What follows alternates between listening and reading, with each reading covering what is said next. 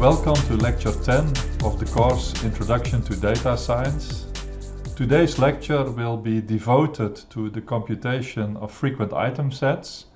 I will cover two classics in data mining, two techniques to efficiently determine these frequent item sets. Why that is useful, we will see later. For example, frequent item sets are used to determine association rules. So the menu of today looks like this. First, a bit of an overview of pattern mining, then a definition of what frequent item sets are. I will also explain that certain item sets have certain properties. And then I explain two algorithms, as I mentioned, classics in the field of data mining, to compute these frequent item sets very efficiently. This is necessary because the number of potential item sets is huge. Today's lecture, let's say, is partly based on chapter 6 of this book on data mining, and this is the book that we will mainly look at when we are talking about unsupervised techniques. So let's first look at the broader field of pattern mining, also mentioning already some of the things that we will see in later lectures. So the goal of pattern mining, it's an unsupervised learning technique. So we are trying to find surprising patterns that we did not think about before and that somehow reveal something, properties of the underlying data that we are not aware of. Typical patterns are frequent item sets, explain that in a minute, association rules, which directly build on frequent item sets. Then there are sequential patterns that somehow take into account the order of things happening.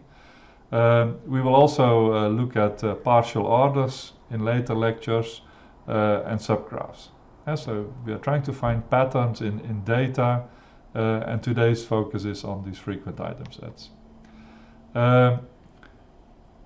Already telling something about things that we will look at later when we talk about process mining, we are distinguishing between event data and item set data.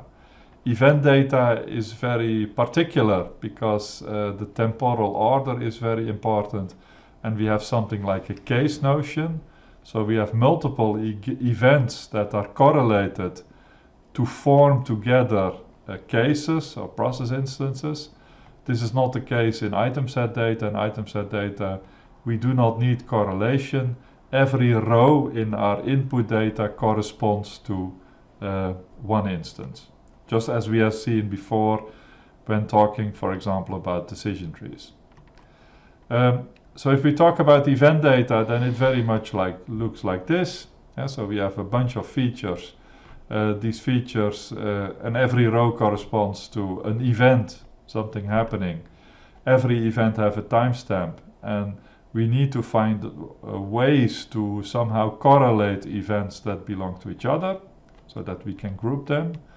As I said, every row is an event or a transaction, and ordering is based on time, and we need to have a correlation mechanism to group things together.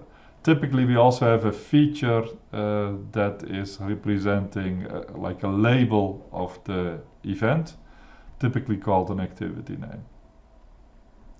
And as I said, the challenge when we are looking at event data, in most cases it's pretty clear what the timestamp is. That's very obvious. It's also pretty clear what the activity is. That's often very clearly identifiable. What is often challenging is how to correlate the events. So for example, if you go to a hospital, you would like to correlate events that belong to a particular patient. If you go to SAP-like data, you would like to correlate events that correspond either to a particular customer, to a particular order, to a particular product. So that is the challenge that we find in this space. So this is an example where, as a case identifier, we are using the order number, and I think all the other things speak for themselves. If you look at item set data, it is simpler. We do not need to correlate the different rows. Every row corresponds to an instance, and we have a bunch of features, and these features correspond to items. So in such a data set, every row is called a transaction, sometimes also called an instance. Every feature refers to an item, and we will see many examples, but an item could be, I don't know, a song that one can play on Spotify. It could be a product that you buy at your local supermarket. If you look at student data, it could be a course that you take in a particular semester. So each feature refers to an item, every row corresponds to a transaction, and when we look at the cell, it is basically talking about the presence of an item in a particular transaction. And there we can view this as Boolean, so true, false, or 0 or 1, it is there or it is not. Or we can consider it to be a natural number, that we would indicate the frequency, how many times. So for example, if F3 is, I don't know, buying a particular type of beer, then the cell can say yes or no, somebody has bought beer or not, or it may indicate the quantity. So somebody bought 5 bottles. So this visualize this, I think, in a very clear way. So if you go to a supermarket, this is an item set, one row in the table that I just explained, one transaction in the supermarket of a person that was buying 2 times Bitburger, 1 times pasta, 1 times pumpernickel, 1 times chips, and 3 bottles of wine. So we could visualize that, let's say, in tabular form, and I think the correspondence between the previous slide and this slide is obvious. Every transaction, every time a customer goes to the supermarket, this corresponds to a single row. So here the values are numerical, they are not Boolean, but of course I can convert them into Boolean values if I want, as you can see here. And so here we can no longer see the quantity, but we see whether it's present or not. So these item sets are omnipresent. You can find them in many, let's say, different applications. So if you would look at restaurant bills, this would show, okay, what are the dishes, what are the drinks that people have purchased. If you go to a hospital, you could think of types of data where for every patient you are recording certain features, diseases, medicine that people got in a particular period, etc. If you think about students that are graduating, what are the courses that they took? We can look at repair bills, where we can look at what components were being replaced. If you think of traveling, what are the countries that you visited? And in earlier lectures I showed you the incredible dimensions of the tables used by Spotify, for example, for clustering. If you look at these tables, then in these tables every row corresponds to a customer, every column corresponds to a song, and there could be a number indicating how many times a particular person played a particular song. Clearly this is also item set data. If you think about Netflix, so people watching movies, it would be very similar to the Spotify situation. So visually you can see this as rows corresponding to instances or transactions and columns corresponding to items.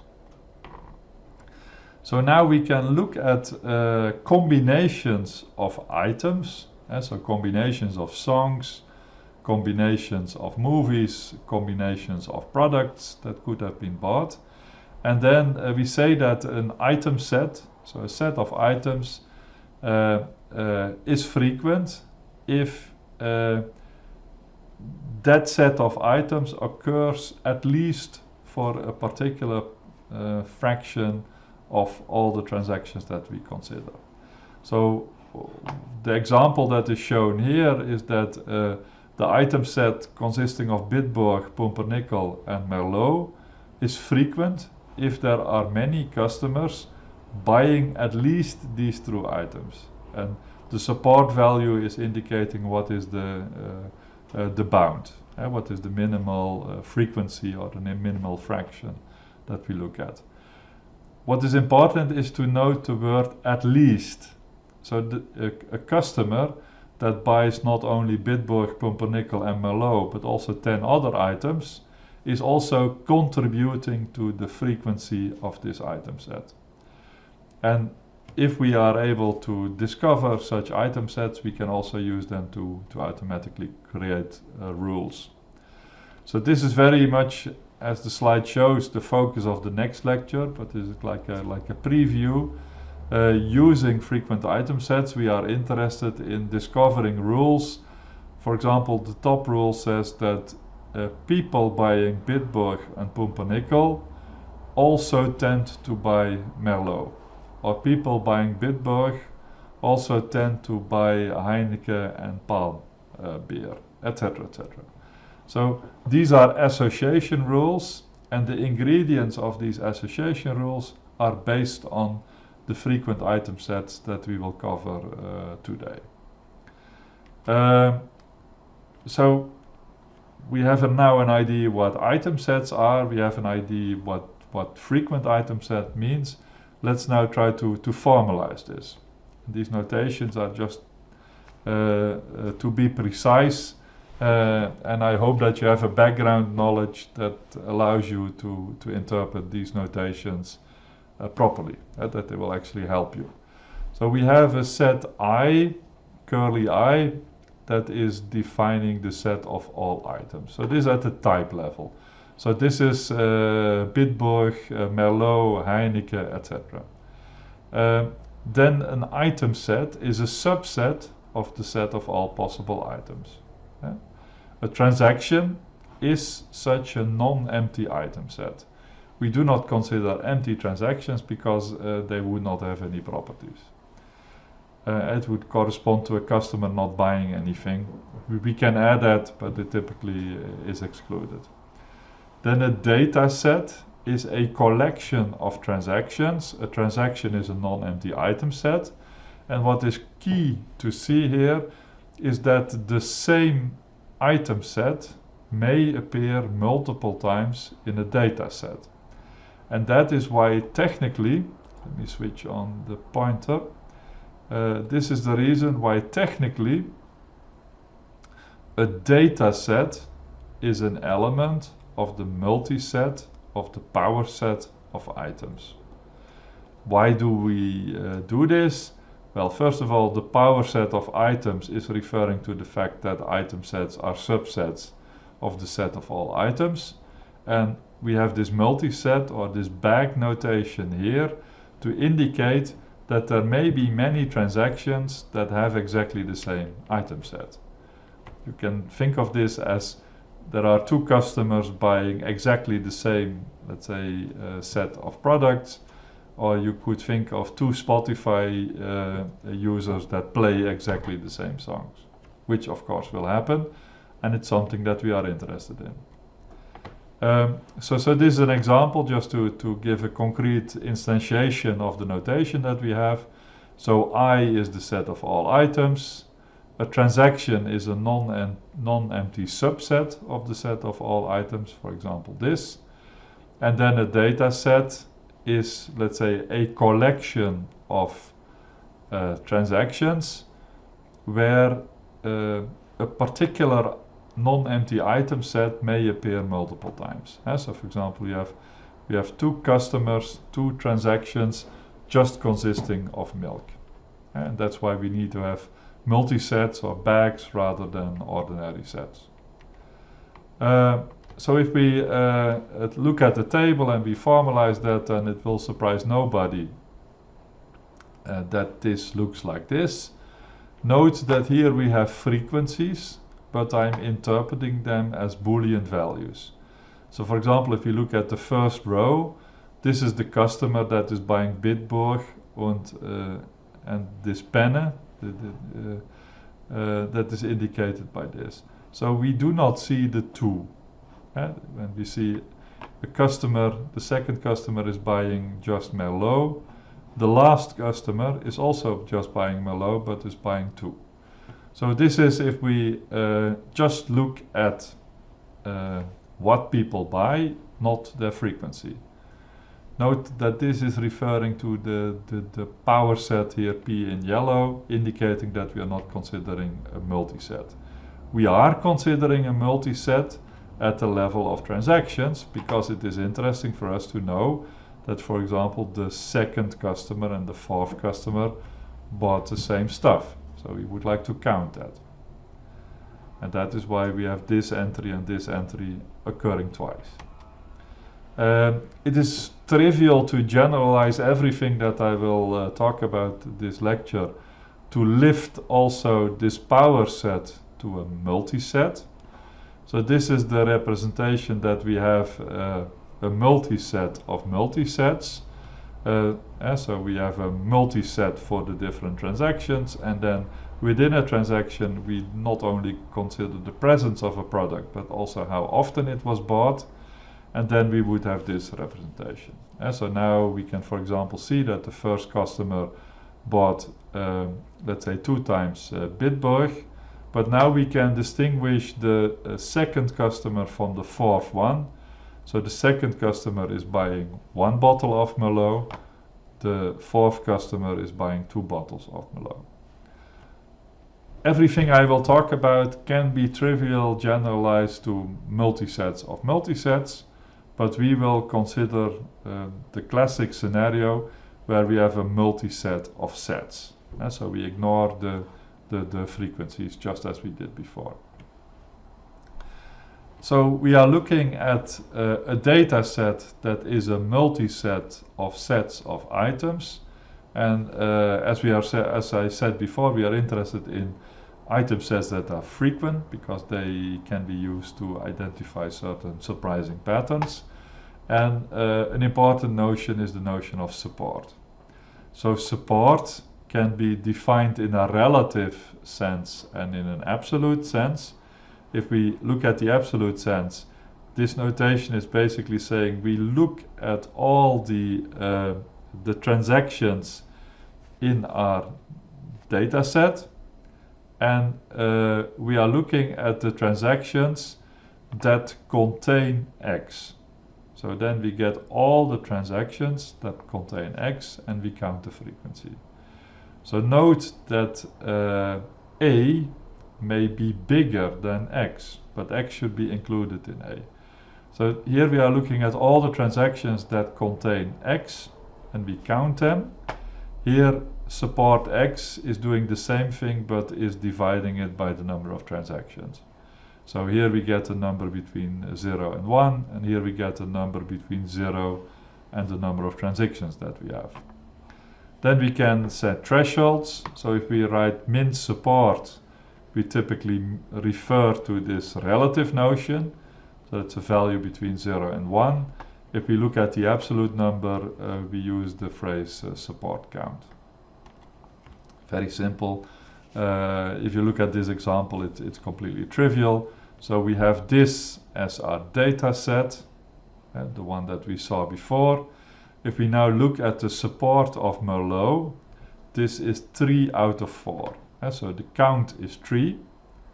In total there are 4 transactions. So here the relative notion is 3 divided by 4. Why is it 3? Because this transaction, and this transaction, they all contain Merlot.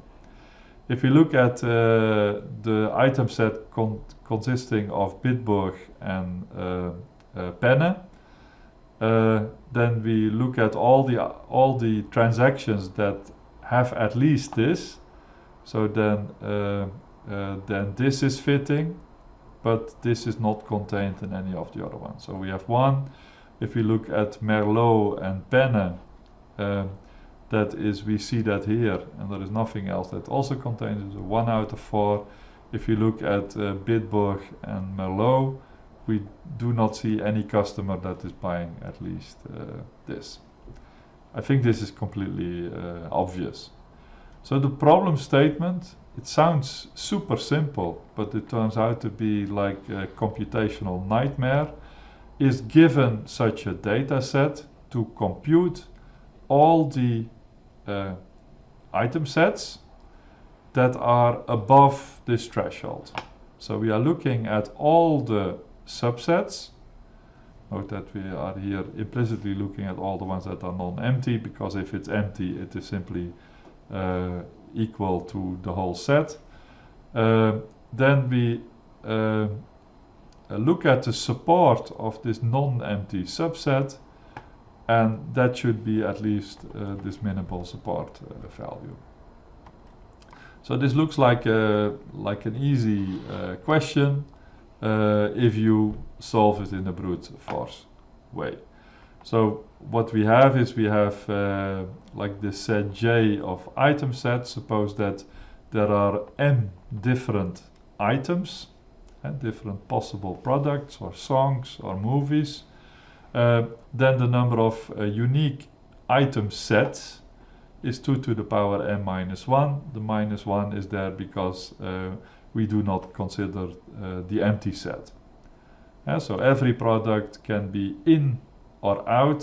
So you have 2 to the power n possibilities minus the case that it would be empty. So this can be incredibly time consuming, and I'm trying to illustrate that using a supermarket example. What I said earlier in an earlier lecture, if you look at like the larger Rewe supermarkets in Germany, they have up to 50,000 items in different items in one supermarket. Here you see like a supermarket in the US that has like 90,000 products. But let's be conservative and assume that we have a supermarket like the bigger Rewe's here in Germany that has 50,000 different products. So note that these are not how many products are in the store, these are different types of products.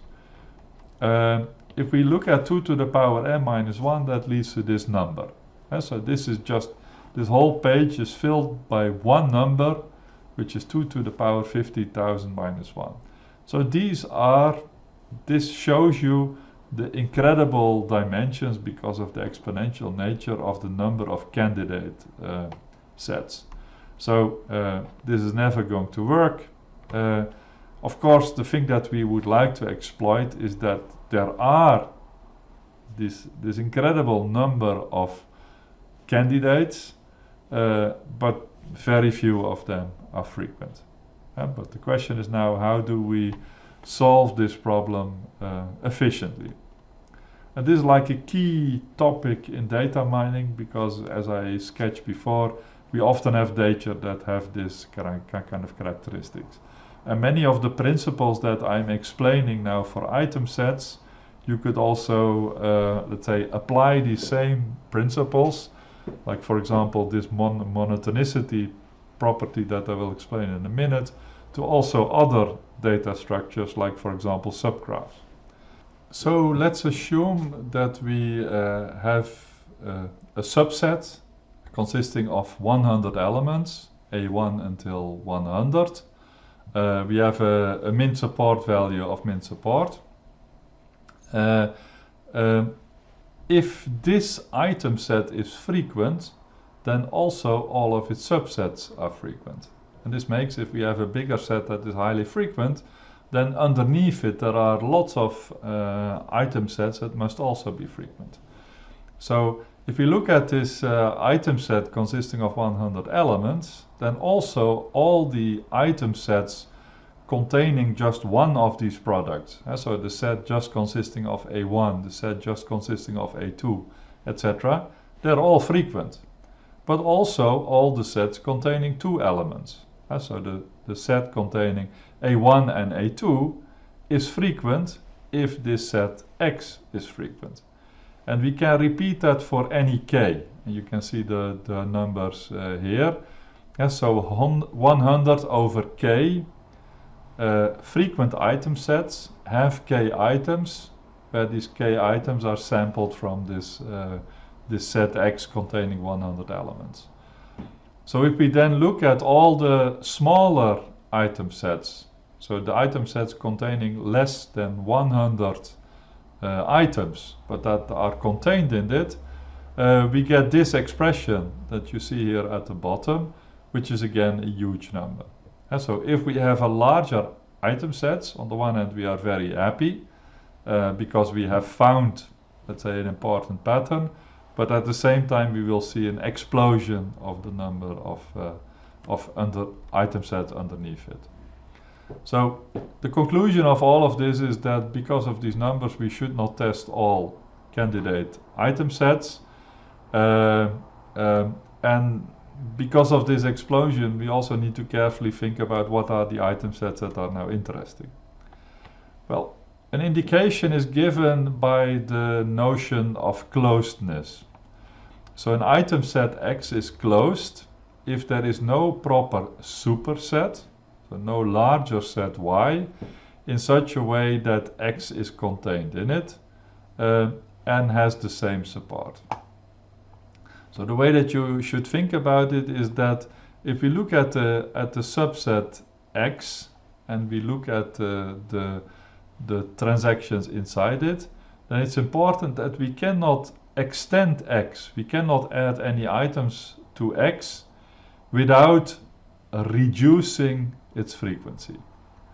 So what it says here is if X is closed, then the support of X is larger than the support of Y for any Y that is bigger than X. So X should be a part of Y. So what this is saying is that an item set is closed if we cannot extend it without reducing the support. And this may sound a bit counterintuitive, but you have to realize that by extending the item set and we look at the frequency can only go down. So it goes in the opposite direction. So we talk about closed frequent item sets if they are both frequent and closed. And these are of course item sets that contain interesting information, because we can we kind of know that if an item set is frequent, then everything inside it also has to be frequent. But we will come back to that property in more detail in a minute. So we have the notion that I just indicated of closed item sets and closed frequent item sets. We also have the notion of maximal frequent item sets. And these are the item sets that are just above the border of the minimal support value. As this diagram is sketching, that the larger the item sets are, the lower the frequency, the lower the support. And we are interested in those item sets called maximal frequent item sets, which are still above this threshold, but just above it. And so if we try to add an element to it, no matter what element that we try to add, we immediately get something that is no longer frequent anymore. Note that, as is indicated here in green, that these maximal frequent item sets are also closed, because adding an element to that makes it drop below this minimal support frequency, and that means that they have to be closed. So bigger sets, less frequent, smaller sets, more frequent. And this is the key idea on how to tackle, let's say, these complexity problems. So just some numbers examples so that you get used to the terms that I just did. I'm not talking about products, I just name, let's say, the different items A1 until A100. Then we have a data set or a database with these transactions. So we have 10 transactions, so 10 customers buying A1 until A50. 10 customers buying A1 until 100. So where the second set kind of also has this. So we know, for example, the number of customers buying A1, or the number of transactions where A1 is included, will be equal to 10 plus 10. The number of transactions where A100 is included is just 10 out of the 20. So this is the number of frequent item sets, as we have seen before. So that's again like an amazing number. They are all frequent because the minimal support setting is here set to 5. So if we just look at this one, then we see that all the items are bought. All the items appear in at least half of the transactions that we see. So that is why all of them are frequent, all the subsets of this set A1 until A100. There are two frequent closed item sets, so you have to imagine that, for example, a frequent item set is A1 and A2. Or a frequent item set is also A1 until A99. All of these item sets are frequent. That is this huge number that we see here. But there are only two closed frequent item sets. And this is this item set with the products 1 until 50 and 1 until 100. Note that if to this set A1 until A50 we try to add one extra element, we know that the support value is going to drop, because then we go from 10 out of 20, we go from 20 out of 20 to 10 out of 20.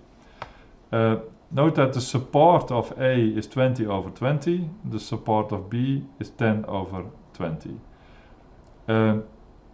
For example, the item set A1 until A99 is not closed because I can add item A100 to it without having a drop in support. So there are two closed frequent item sets, and there is only one maximal frequent item set, that is this one.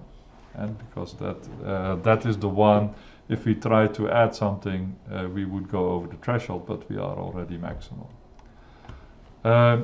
So this is the same data set, but now with minimal support set to, let's say, 75%, so 15 out of 20.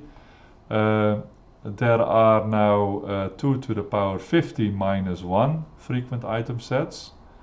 That is because we can only consider these elements for frequent item sets, not so there is no frequent item set containing A100, for example, only containing these elements.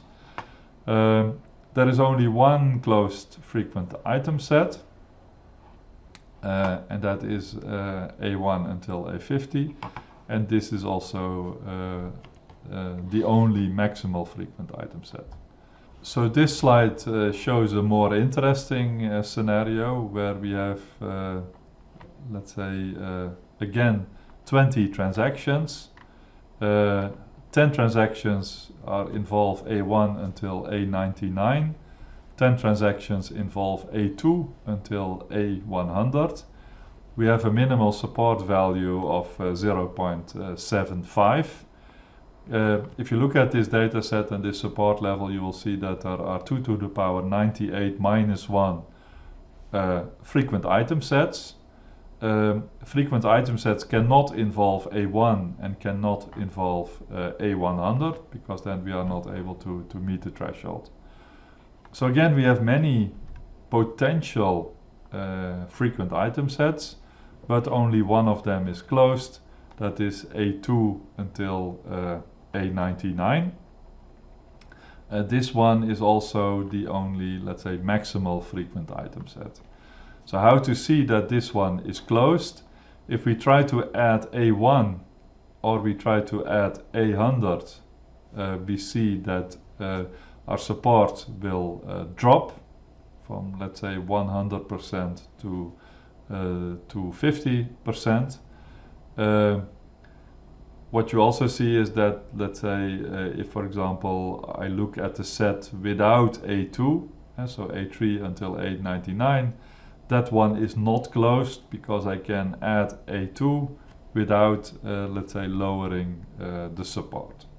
So this is the only closed item set, the only maximal item set.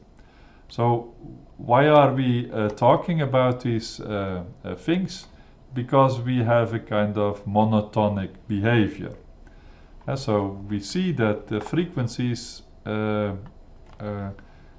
behave in such a way that that if the item set gets bigger, the frequency can only go down, so the support can only go down, and this is happening in a discontinuous way.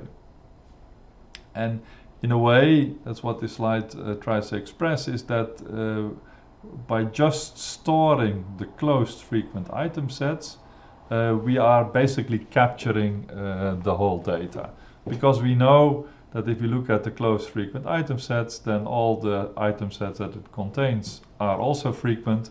If we extend it with one, we will know that there will be, let's say, a new support value.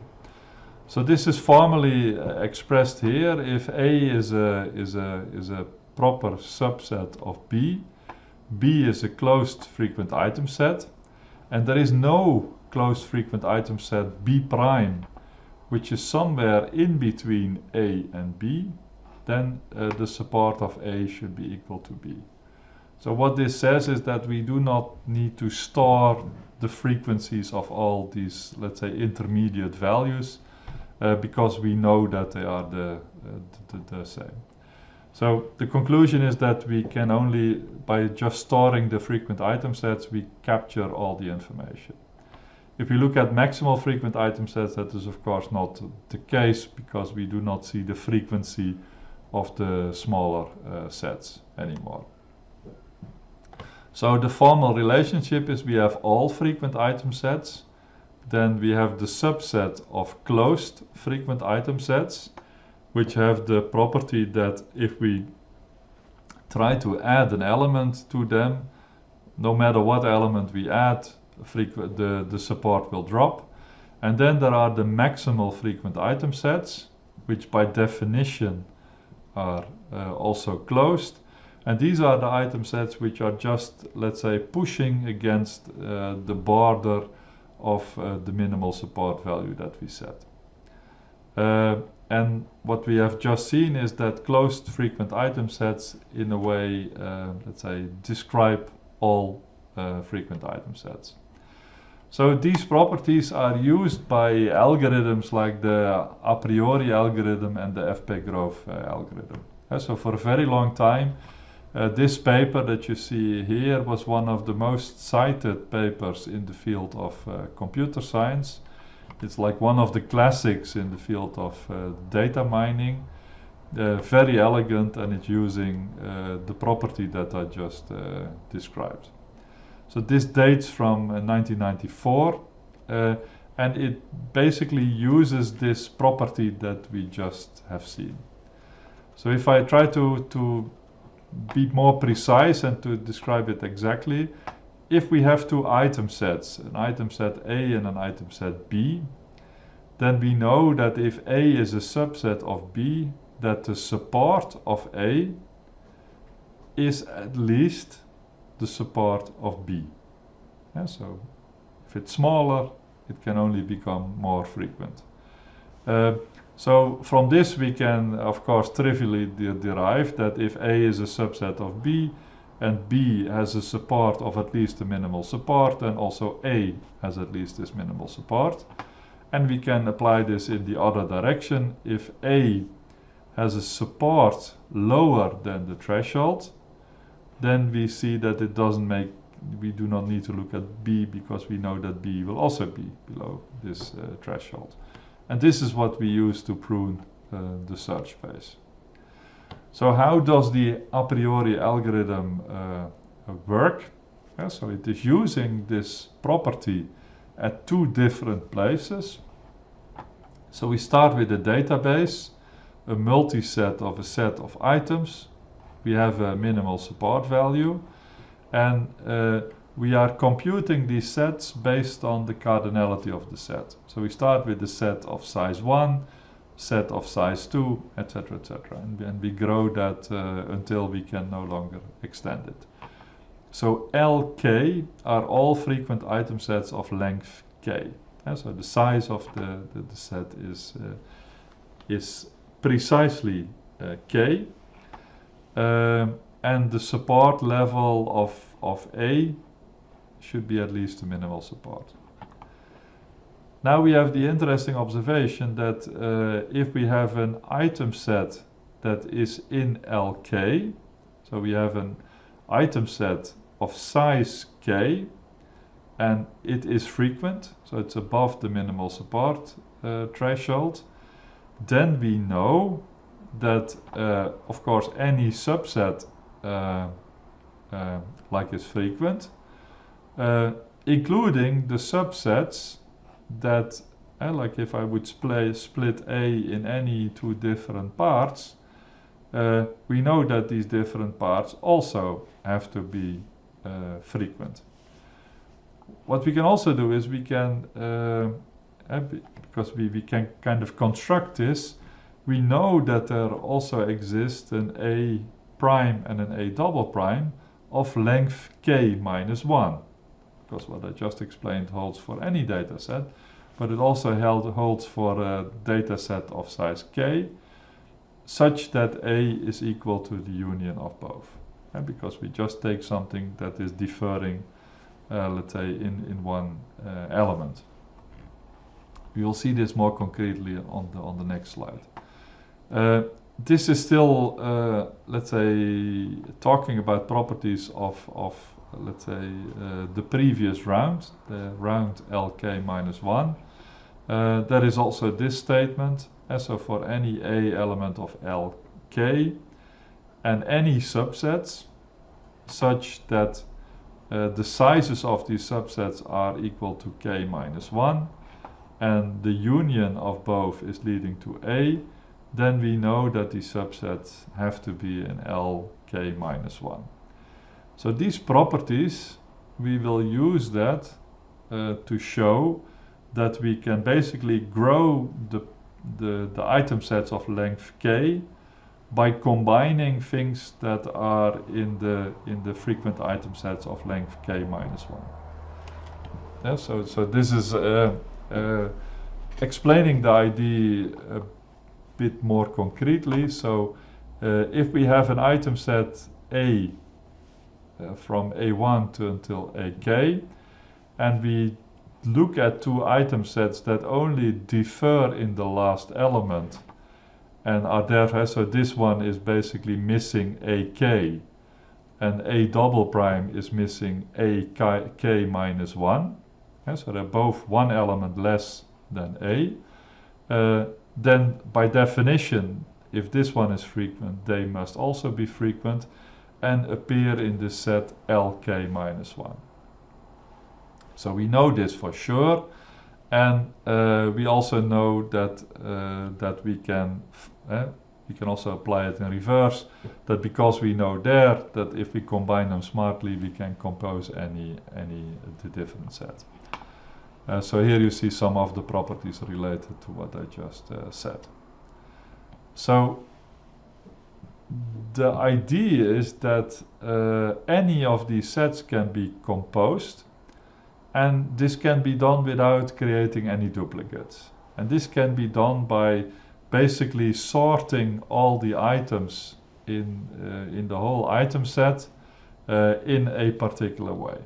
And we know how to combine them without creating any duplicates. So we now have a mechanism of when we have all the candidates of length K minus 1, there is like a non-redundant way to create all the possible candidate item sets of length K.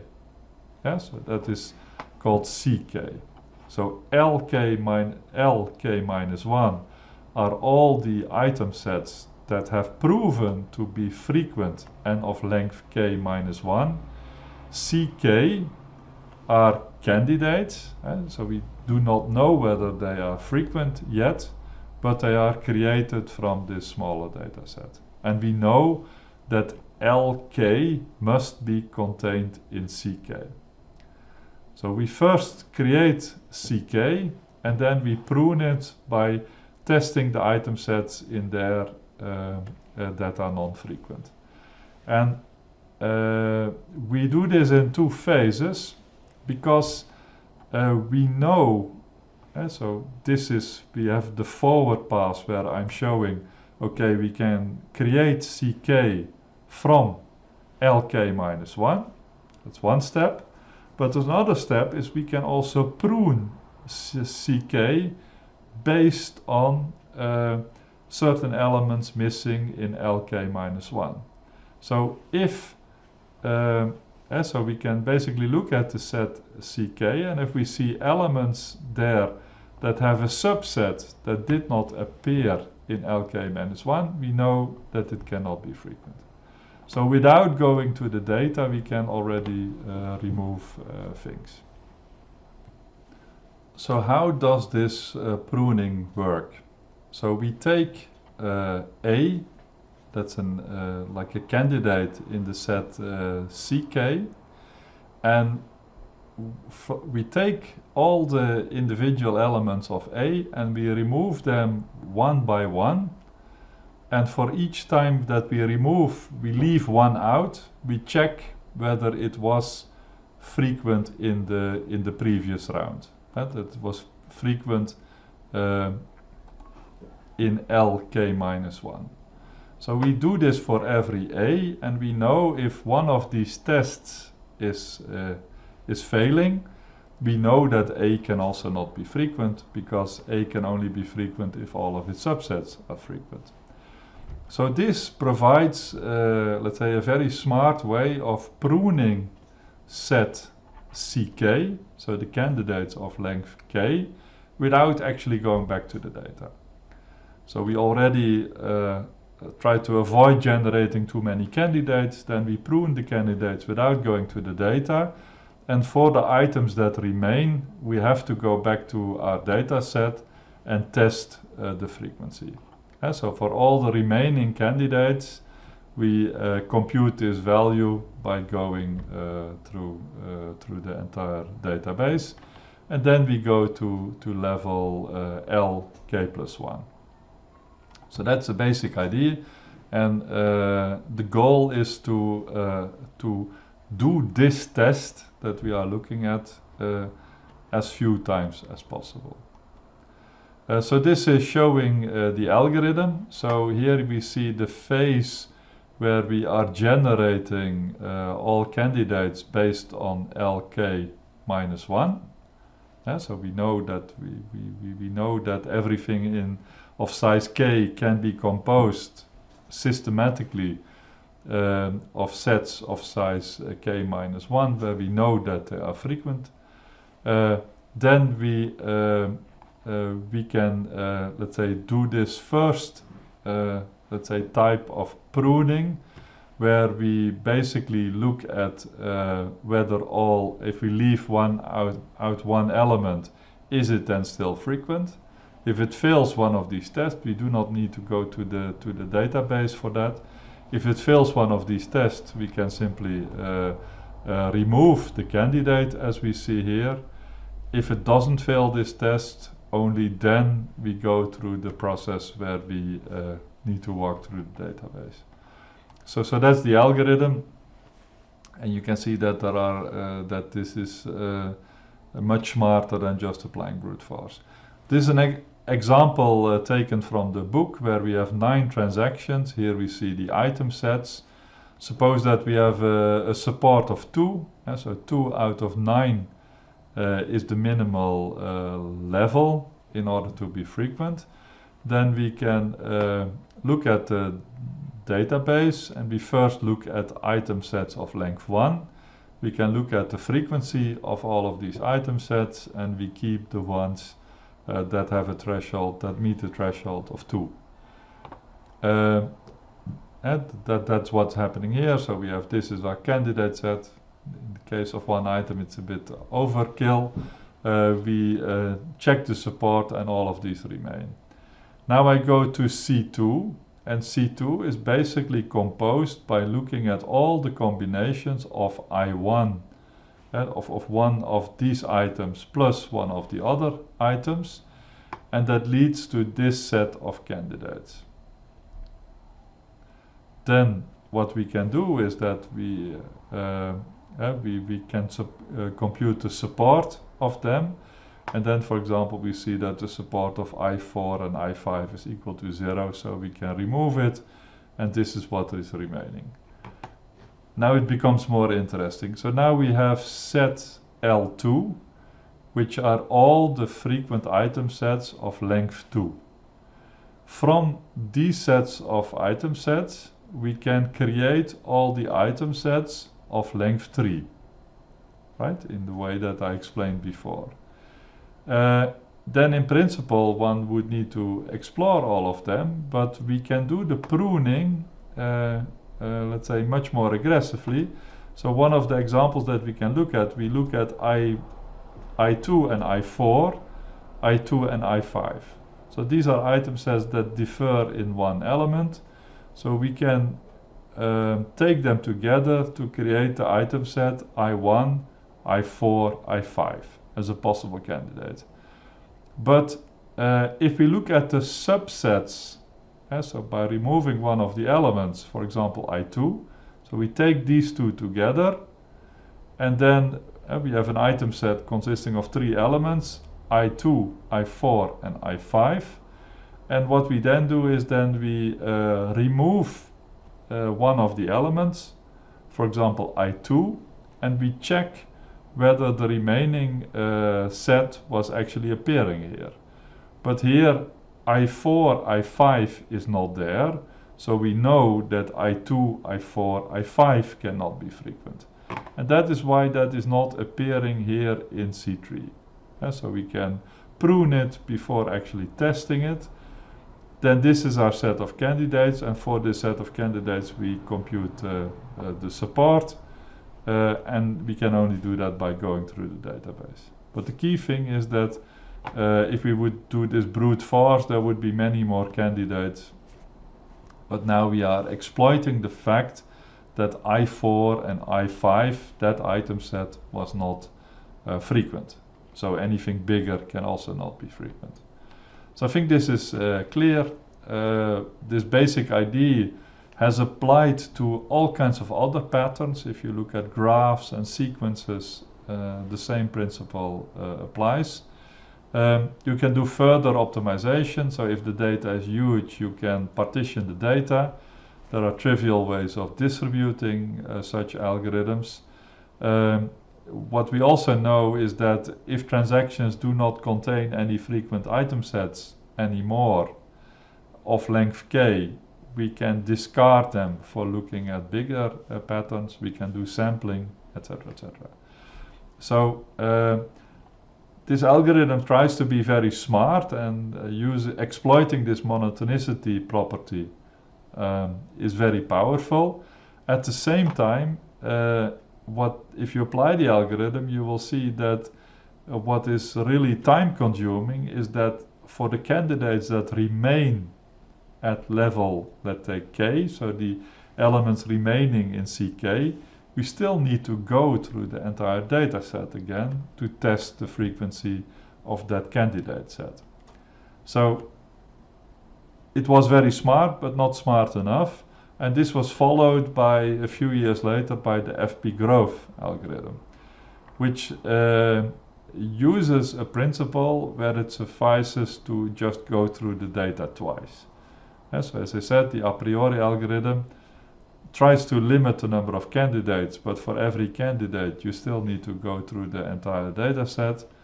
This technique, fpgrowth, is smarter because it first builds a tree, and then after it has built the tree, it doesn't need to go back to the data set anymore. So this is particularly, let's say, appealing and particularly well performing if this FP tree, that I will explain to you in a minute, fits into main memory. If that is the case, then this is let's say a technique that is super fast. So this graph taken from let's say one of these early papers kind of shows the difference. So for example, if we look at this line is indicating FP growth, the time needed for different settings of the support threshold.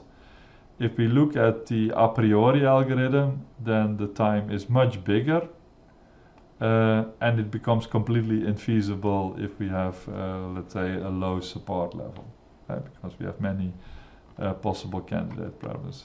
The same, you can compare this line with this line showing that FP growth, as long as it fits in memory, is much better performing. So how does it work? As I said, it consists of two phases. The first phase is building the so-called FP tree, and after that we only work on that tree to determine what the frequent item sets are. So how does this FP tree building works? So we make one pass through the data where we look at how frequent are all the different items. So we sort the set I in the order of their frequency.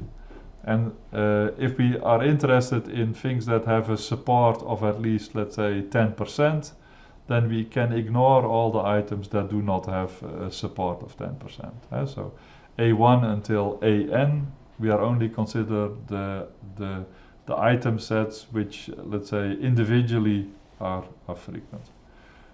We sort it, and because we are sorting the items, we can also sort all the instances in a lexicographical way. So if we sort every item set based on this, then for every item set there is just one possible representation, lexicographical ordering. And if we have all these lexicographically ordered instances, then it's trivial to build a tree. And I think you can already imagine it a bit how it works, but on the next slide I will show this in more detail. What is key to understand is that after you have built such a tree, you are in a way encoding all the relevant information needed to build the frequent item sets. So we first make this pass. It could be that there are multiple items having the same frequency. That is not important. What is important is that we fix the frequency and that the frequency cannot decrease. Infrequent items, as I said, are already removed in this first set. So now we built this FP tree, this frequent pattern tree, and we basically do that by lexicographically ordering all the instances and then building the tree in this way. So in this example we have P, D and H. So we have three items. And we have sorted them in the following way, where P is most frequent, D is second frequent, H is least frequent. And now we, after doing this, we start building the tree incrementally. So we start with a root node having frequency 0, and now we look at our first instance. And the instance is the set consisting of P and D. Because P is more frequent than D in the total data set, we lexicographically order this as PD and we update our tree. So the +1, +1, +1 is referring to this instance D. So now we have this tree, and now we look at the next instance, and if that is again PD, we basically do the same and we increment the frequency of all the nodes. So we have 2, 2, 2. Now we look at a different instance. It's the set consisting of H, D and P. We sort it lexicographically, so we get P, D, H. And we again update the counters, and we now see this H node has a frequency 1. Now we see another instance that is just composed of h. So now we cannot add it here, we need to start from the root node, but P and D are not happening, so we extend the tree in this way. This is, let's say, a couple of steps later. So this is after seeing an instance just composed of P, we add one here, add one here. So we are using the same principle all the time. If in this situation where this is 51 and this is 48, we again add the PD, then we get 52, 49, 27. So we update these 3 nodes here.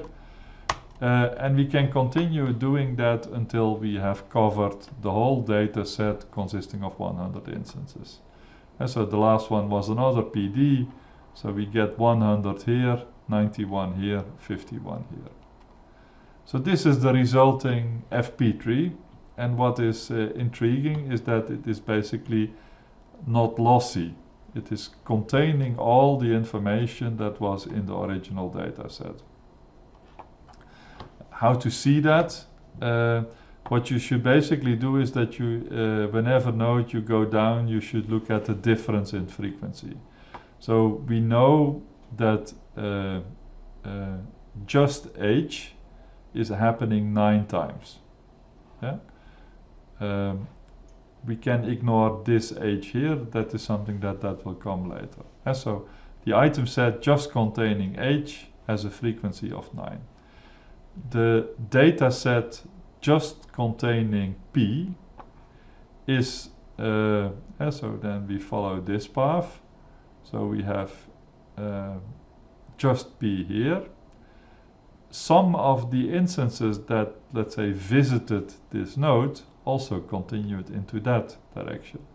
But we are now interested in just P, so we take the difference of this node and this node. So we get 91 minus 51 is equal to 40. So we know that there are 40 instances just doing P. And we can continue doing this for the rest. So each time we are taking the difference in frequencies of nodes, and then we can reconstruct our initial data set. Note that this is related to the notion of closedness that I explained earlier in the lecture. What is important to see is that, of course, the same node, even though we sort things lexicographically, the same item may appear at different parts in the tree. So we cannot simply say, okay, we cut off leaves that have a frequency lower than 10, because it could be that if we add up things, they are above the threshold. So we cannot do this naively. We need to have a smarter algorithm. But the key idea is that we can we construct the FP tree using 2 passes through the data, and then we only operate in this tree. But then we still need to have some, let's say, recursion mechanism to compute the different item sets, because there can still be many of them. So based on this tree, using what we have said before, we can reconstruct these item sets and the corresponding support, assuming that we have a support of 10. So this is what we would like to return. So given an FP tree, we now need to decide what are all the frequent item sets, and there can still be many. And the idea that we use is that we build a so-called conditional FP tree, which is an FP tree assuming that a certain set of items is already taken into account, and we have basically removed all instances from our data where this, let's say, prefix element is not there yet. This sounds, let's say, very complicated. It's best to simply show a complete example. So this is a data set. So what we see here is a bunch of, let's say, item sets. I did not use the set notation to not use too much space, but these represent sets. So this is the set consisting of F, A, and C, and D, etc. So in the first pass, we look at the frequency of all the individual items. And then if you look closely, you, for example, see that F is appearing 4 times, here, here, here, and here. So F has a frequency of 4, C has a frequency of 4, so we see a C here, we see a C here, a C here, and a C here. And we see, for example, S is only appearing once. Now we have a minimal support threshold. Assume that it is 3, so we can simply drop everything under this. So this is now, let's say, the frequency of the items that we are considering, and we can basically remove all the things here in red. So S was happening only once, so we are removing it. So we remove the parts in red, and if we do that, then this is the set that is remaining. We are not just removing things that are below the threshold, we also order things in a lexicographical order. So we see that first they are sorted FCA, and we see here FAC. So we reorder this in such a way that the elements here are in descending frequencies.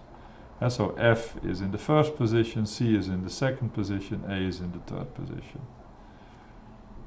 So we do that, and for example here we have BF, and this becomes FB, because in the whole data set F is more frequent than B. So this is easy, so now we can take this as input. If we take this as input, we can build the FP tree. I already sketched how that works, but that should now be much clearer. Based on this lexicographical ordering, like in a way it is already encoded what the FP tree should look like. Note that this instance fcamp is appearing twice. That's of course possible because we are looking at a multiset.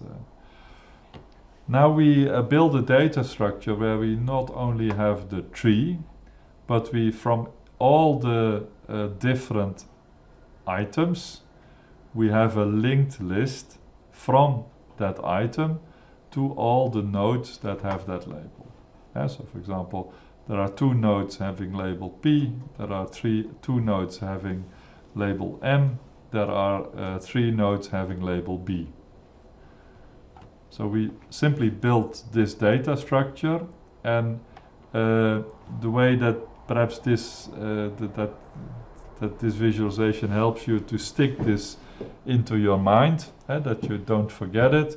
You can think of this as altitude lines in a mountain, where the leaf things correspond to things that have a low frequency, and the more you get towards the root of the FP tree, the more frequent it is.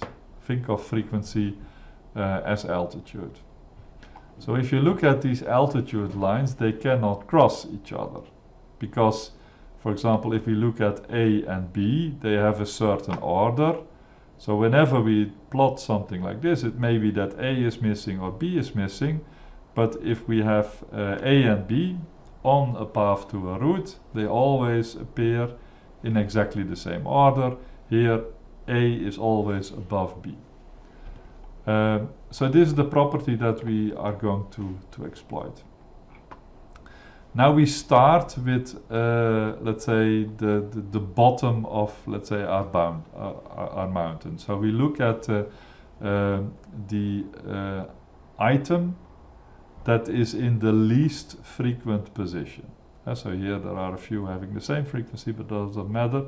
They have a fixed order. So I look at the last one, and I follow this linked list, and I see all the P's that are there. I start by adding, because P meets the support threshold of 3, I start by adding the item set P. So we know that P has a support of 3. We already knew that here, and we write that into our collection of frequent item sets. And what we are now going to do is we are now only considering the item sets, the transactions that contain P. We ignore all the other ones. And that's why we already see some things, let's say, grayed out here, because they are somehow never involved in a transaction where also P was involved. So we look at all the paths from the green nodes, in this case P, to the root, and we basically remove everything else. So then we get this situation. So from the node, from the item that we are considering, we look at the paths from that item up to the root. And we remove anything below it and anything that is not somehow on a path from such a node to the root. So I do this, and then I can recompute the numbers. So in the remaining set, after doing this, I know that M only happens 2 times. Note that before we pruned it, we had M was happening 2 times here, M was happening once here. If we do remove all the things that are not on a path from P to the root, we see that M has a frequency of 2. A has a frequency of 2, B has a frequency of 1. What we now do is we remove all the elements, I gray them out, that have a frequency that is below the threshold. So we only see that, let's say, that C is the only still meeting the threshold next to the P that we chose as our condition. So we now say that we take a postfix P. So we say we are only interested in the transactions where P is present, and we update the tree to only look at these transactions that contain P. Yeah, that's the basic idea. And what's important to see is that we can do that without going through our data set again. So I simply remove, so just that you understand it, P is removed because we have already added that. We are removing all the gray nodes. We have C is 2 here, C is 1 here. Now we take this together and we get this. So we had already added P with frequency 3. Now we are looking at the tree conditional to the appearance of P, and we see that in this tree we still have C happening 3 times, so we add P, C with the threshold of 3.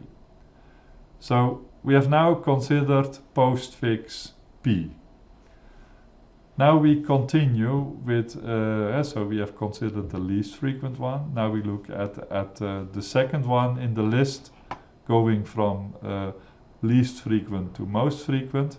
We consider M. So, of course, M has a support of at least 3, otherwise it would not be here. But again, we add M to our, let's say, collection of frequent item sets. And we are looking at all the paths from the M nodes to the root. And we remove everything else. So we know that if we are doing this, and that is why we are not revisiting things multiple times, we know that all the P's must be lower, right? Because a P cannot be on a path from M to the root. And so we are not revisiting the same things, let's say, multiple times. We just consider things that are from an M node to the root. If we do that, this is the resulting model that we get. In the resulting model, we see that the frequencies have dropped. You can go back one slide. So we had this gray part here that is being removed. Because of this, our frequencies get updated. And we are now looking at a tree that is, let's say, conditioned on postfix m. So in other words, we only look at the instances that are containing m. So if we do that, then again we see that there are some activities that do not meet the threshold. In this example, B. So we can remove B. We already have added M. So we are now looking at the conditional FP tree for postfix M. And now we can basically, so now we know that we are looking at the situation where M is included and frequent. And now we can recursively apply the algorithm to this resulting FP tree. And this is a conditional FP tree that is conditional on postfix M. And then we can apply recursion, and if we apply recursion, then because they all happen, let's say, the same number of times, we now see that all of these item sets that you see here are added, and they all have a support tree, as you can see by the numbers here. And I get this by recursively applying this. There are also shortcuts possible if we see that they all have the same frequency. But in principle, I could do this, let's say, iteratively. Just applying the same algorithm to this, let's say, a smaller tree. We have considered now P, we have considered M. The next in line is to consider B. So I color them green. Again, we know that M and P nodes must be lower. They cannot be on a path from B to the root. So I just repeat the same principle. I remove these nodes. I update the frequencies. Now I see, let's say, what is the frequency of all the nodes. And you now see that F, C, and A all fall below the threshold. So I all color them gray. I've already considered, let's say, B as a frequent item set. So this remains, so we are done. So this is the conditional FP tree for postfix B. And yeah, this is basically confirming that the item set consisting of just B has a frequency of 3. So nothing to add here because we already added that one. Now we do A. It becomes a bit repetitive. So again, we know that there cannot be any nodes P, M, or B on a path from A to the root because of the sorting. We also remove all the other ones that are not on the path from an A node to the root. So we get this, we update the frequencies, and now we have a, let's say, a situation that is very similar to what we have seen before. So this is what is remaining. As I said, this is a special case that can actually be handled more efficiently, but you can apply recursion, and now we are looking at the tree assuming that A is in. And this is what is remaining, and I can repeat the same algorithm. What this means is that in the end we are adding not just A, but also AC with the support of 3, AF with the support of 3, and ACF with the support of 3. Next we consider C. I think you're getting the hang of it. So we are going from the least frequent activities to the more frequent activities. What you now see is that we can already throw away a big part of the tree. So this is remaining. What we see is that both F and C in what remains. So we are now looking at all the situations where C is there. We get this. I can remove these C's. What then remains is this. F is still frequent. So what we, by applying recursion, we see that CF is there with the support of 3. So just C has a support of 4, CF has a support of 3, as you can see in the remaining tree. The last thing to consider is F. F is the one that is at the most frequent position. So F has a support of 4.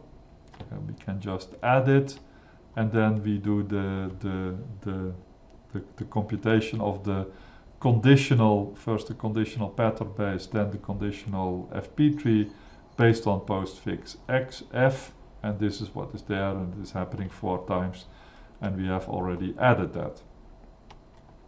So if we go through this iteratively, what we see is that we find 2 item sets with the support of 4, and we find a whole bunch of item sets with the support of 3. And the powerful thing of this algorithm is that we can do this without going back to the data. We can just work with this tree structure, looking at all the combinations that are frequent. So if the tree fits into memory, this technique is potentially very, very fast and very efficient. So this is summarizing the approach. So it consists of 2 phases. We first build the FP tree. To build an FP tree, we need to go through the data twice. First to decide the frequency of all the items. And in the second phase, we build the FP tree using, let's say, a lexicographical ordering of the different transactions. Then after building the FP tree, we start, let's say, iteratively operating on this tree, making things conditional and then pruning the tree to capture the behavior just where this particular postfix is present. So the advantages are that we do not need to revisit the data, that in principle 2 phases are, let's say, good enough. Of course, this only works very well if you can actually store the FP tree into memory. So for the example that I'm showing, this is all, let's say, very small, but you can imagine that if you have huge data sets, that this can still be challenging. What you also saw, and I think this was a nice illustration of that, I have a small data set that looks very simple, but I already get an explosion of the number of frequent item sets. So what will be a key question, let's say in later lectures, is how to determine the patterns that are actually interesting. So we will talk about things like confidence and lift to kind of indicate what is surprising and what is not. But this will be something that is covered in the next lecture. So to conclude, again we saw another unsupervised learning technique after clustering. This is to identify frequent item sets, and we looked at 2 algorithms. These 2 algorithms, although they are now specifically explained for the concept of frequent item sets, many of the IDs you can also find in other algorithms. So for example, algorithms to identify subgraphs. You can use very much the same principles in these situations. In the next lecture, we will directly build on this, and we are not only interested in frequent item sets, we try to identify rules of this, of what I've shown before. So people buying a certain combination of products are also buying another combination of products. And for that we are using frequent item sets to do this in an efficient way, building directly on the 2 algorithms. So as mentioned, the next lecture will be devoted to association rules, directly building on this. The lecture after that will be on sequence mining, and also the lecture on sequence mining will be directly applying the ideas that I just sketched. These techniques are all looking at patterns. In lecture 13 we go to, let's say, process discovery, which is another example of an unsupervised learning technique, But what we do there is we are looking, let's say, processes from beginning to end, and not just the individual patterns. Thank you very much.